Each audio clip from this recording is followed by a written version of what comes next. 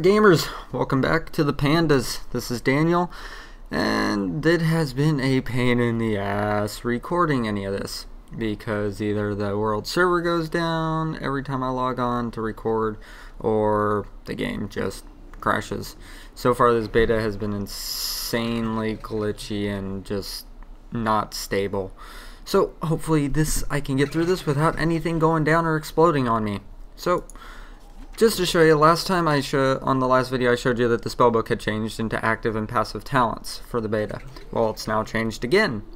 And as you can see, instead of it having active and passive, it's got the actual talent trees. Now, depending on what spec you're in, it'll have the non-grayed out stuff and just show you what you can get in that entire specialization for abilities and spells. Now if you go through here, and then it'll show your abilities at the end, which you don't have yet because of your level. So, and then you go into the other ones and they're all grayed out. They don't give you a level, and when you get it or anything, it just shows the abilities you can get. So aside from that, that is the changes to the spellbook yet again. And then you got your talents for the warrior, and also the change that they've made to all classes is the fact that they've taken out the relic slot and secondary range, so warriors can't use the bows unless it's a primary weapon, in which it would do them no good, as well for rogues, which would do them no good. So they're trying to cancel out, so just hunters get the crossbows and weapons so that they're not fighting over them with rogues or warriors. Go. Not that warriors would want to fight over them anyways, because agility does them no good anyways. Now, anyway, I'll go off of that. Go to the talents of the warrior. Level 15, you will get basically a difference to charge. Juggernaut being you gain 8 seconds less on a cooldown, so it goes from 20 to 12. And then you got double time, which changes your charge to where you can do it twice before it starts its cooldown of 20 seconds. And then Warbringer, your charge knocks the target down and stuns them for 3 seconds. Then the third, you get basically a healing ability. You get same thing as in Rage Regeneration. It has been, heals you for 10% of your total health and an additional over 10 seconds. It's probably changed a slight bit, but it's the same idea as what it is now in Cataclysm.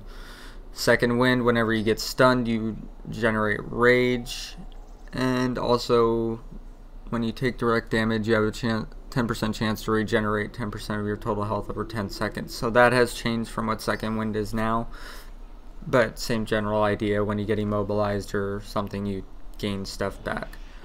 And Impending Victory, which replaces Victory Rush, does essentially the same thing. I believe it just does more damage is the main thing of it. Basically hit them, or you kill something, and then you get the ability to strike the enemy and gain health back.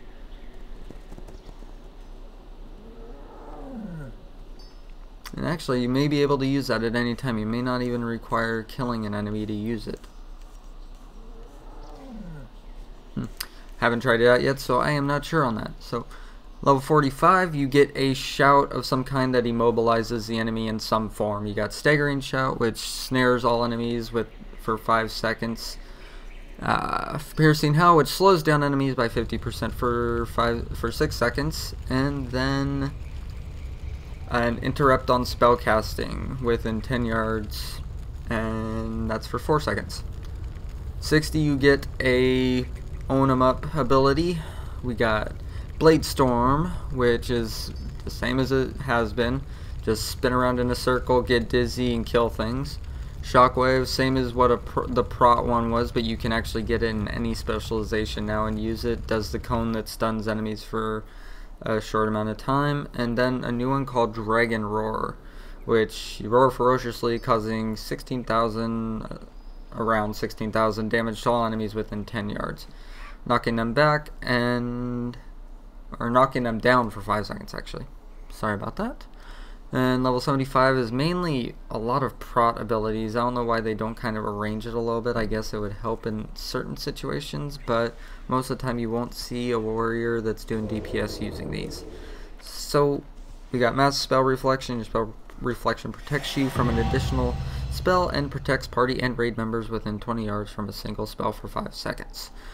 Safeguard, run at high speeds towards a party member, removing all movement effects upon you, intercepting the next melee or ranged attack made against them, and reducing their damage taken by 20% for 6 seconds. Blah. Okay, then Vigilance. Focus your protective gaze on a party or raid member, transferring 30% of the damage taken to you for 12 seconds. During the duration of Vigilance, your taunt has no cooldown, and attacks against the target cause you to become enraged for 6 seconds. So Vigilance has changed. It is now a cooldown ability rather than just throwing it on a certain target.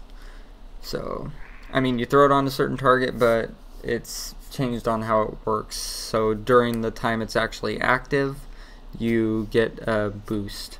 So, woohoo. Then level 90, you get your ultimate Uber ability, but I can't show you any of those right now, considering you can't even get to 90 yet. Anyways, I'll just noting, at any point I will try to get all the tunes to 90, but don't completely count on it. I may try and use people in the beta and see if they'll show off the abilities once they've reached 90, just to show you the look of them and you can get an idea for what they do. Now, we'll go first with Avatar. It's a 3-minute cooldown. You transform into an unstoppable Colossus for 20 seconds, increasing your damage dealt by 20% and causing your attacks to generate 50% extra rage. Awesome. While you're transformed, you are immune to movement impairing effects. Bloodbath, 1-minute cooldown. Your special attacks cause the Bloodbath effect for the next 12 seconds, which is your target bleeds for an additional 30% damage of the triggering attack over 6 seconds. While bleeding, the target moves at 50% reduced speed.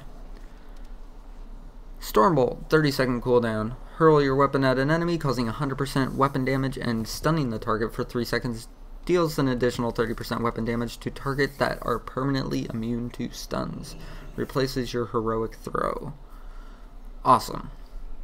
So as far as that goes for the warrior talents, that's about it. We'll go on and I'll show you, not the major glyphs. The major glyphs are the ones that give you a boost, but most of them are the same. I mean, they do increase damage, or actually a lot of them don't increase damage, but it's more, gives you a boost to healing or some effects, maybe cleave extra target. But there is no real bonuses to damage anymore because they want to I'm guessing they kind of want to take that out of the game, though Glyph of Whirlwind does increase damage, so I take that back. But the main thing I want to show you is the difference with minor glyphs, because minor glyphs are now cosmetics. So there's some cool things you can do with with certain abilities to make them look cooler or do something different. You can make your battle and commanding shouts terrify small animals so they run away in fear. Bloody healing, increase the healing you receive from bandages by 20% while deep wounds is active. Don't really know why you'd want to use that. I guess it'd be good in PvP, maybe. Enduring victory, when your victory rush or impending victory heal you, you grow slightly larger. So your EP grows. Go, go. Mystic Shout, your battle shout and commanding shout cause you to hover in the air for 1 second. Burning Anger, you get so angry when enraged that you catch on fire. Crow Feast, your execute critical strikes summon a flock of carrion birds. Gushing Wound, Bloodthirst critical strikes are even bloodier than normal. Intimidating Shout, all targets of your intimidating shout now tremble in place instead of fleeing in fear, which is kind of cool. Your Thunder Strike, your Thunderclap visual includes a lightning strike, which is freaking awesome. I'm going to be putting that on for my protection spec, just because. Now, that's as far as it's going to go with the warrior, other than the fact that there's no secondary ranged weapons anymore. I mean, the warrior doesn't change much compared to some of the other classes, which I'll go more in depth with every class, but there's really not much to show with the warrior. So for now, I'll be putting out as much as I can over the next 2 days. I know I said that before, but I have the next 3 days off from work, so I'll be putting out at least 11 videos if I can over the next couple days, and that will involve this video and the other 10 classes in the game, just so you can see the updates on them and see what you can do with them. So until next time, this is Daniel. You have yourselves a good one. Don't forget to subscribe.